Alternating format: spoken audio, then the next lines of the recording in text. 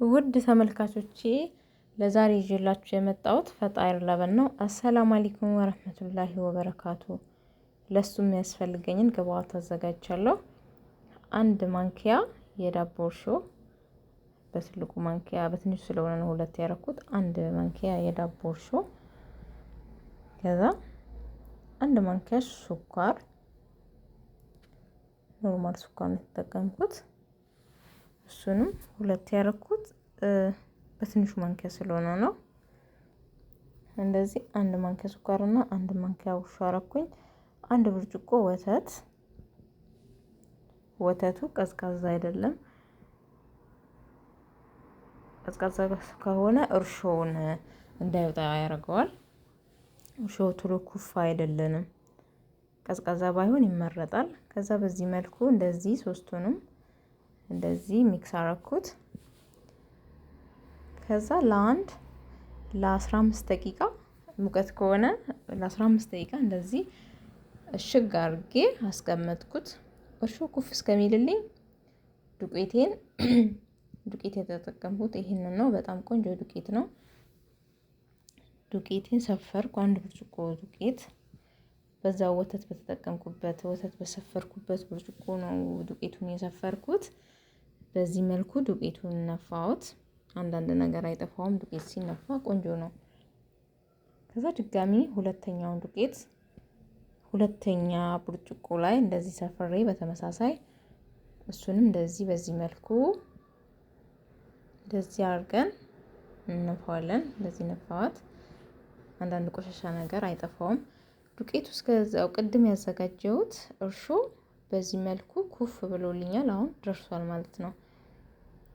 ዱቄቱንም እርሾውንም አዘጋጅቻለሁ። በዚህ መልኩ ኩፍ ብሎልኛል። ዱቄቱ ላይ ትንሽ አንድ ማንኪያ ጨው በትንሹ በስኳር ማንኪያ በሻይ ማንኪያ ነበር፣ በሱ አንድ ማንኪያ ጨው ተጠቅሜያለሁ። ከዛ ቅድም ያዘጋጀሁትን እርሾ ኩፍ ካለልኝ በኋላ ከላይ እንደዚህ ጨመርኩት። ማሽን ስለሌለኝ በእጄ ነው ማቦካው። እንደዚህ አርጌ በእጄ በደንብ አርጌ እስኪ በቃው አጀንኩት፣ አቦካሁት። ከዛ እንደዚህ ኩፍ እስከሚልልኝ ለ20 ደቂቃ ይሆናል ወይም ለ30 ደቂቃ እንደ ሙቀቱ እንደ ቤታችሁ ሙቀት ይወሰነዋል። እንደዚህ አርጌ ጨርቅ ከላይ ሸፍኜ በላስቲክ አሽጌ እንደዚህ። ከዛ ይኸው እንደምታዩት ቆንጆ ሆኖ ኩፍ ብሎ ደርሶልኛል። አሁን ሬዲ ሆኗል ማለት ነው። ከዛ በዚህ መልኩ እንደዚህ ቆራረጥኩት፣ ክብ አርጌ ቆንጆ አርጌ ክብነቱ ቆንጆ የሆነ ክብ አርጌ በዚህ መልኩ ቆራረጥኩት። ከዛ ጥቁር አዝሙድ ከላይ ነስነስ አረኩበት። አንድ አይነት ስለሆነ ሁሉንም በለብና ስለምሰራ በጥቁር አዝሙድ ሰራሁት። ከዛ ኦቭኔን ሎከስኩት በ200 ዲግሪ ሴልሺየስ ሎክሼ ለ10 ደቂቃ ነው እዛ ውስጥ ያቆየሁት።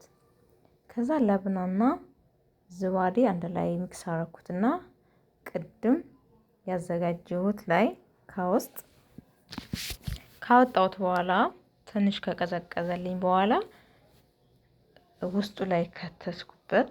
ይቅርታ እሱ ቪዲዮ ስላልገባልኝ ነው። ከቀዘቀዘልኝ በኋላ ውስጡ ላይ ያረኩበት። እንደዚህ በማቅረቢያ ሳህን ያረኩና ከጎን ለብና አርጌ ከላይ ደግሞ እንትን ነበረኝ ጣፋጭ የኬክ ላይ የሚነሰነሰው ጣፋጭ ነበረኝ። እሱን አረኩበት። በጣም ቆንጆ ነው። ቪዲዮን ላይክ፣ ሼር፣ ሰብስክራይብ በማድረግ አበረታቱኝ ውዶቼ። ሰላም ከእናንተ ጋር ይሁን። ቻው።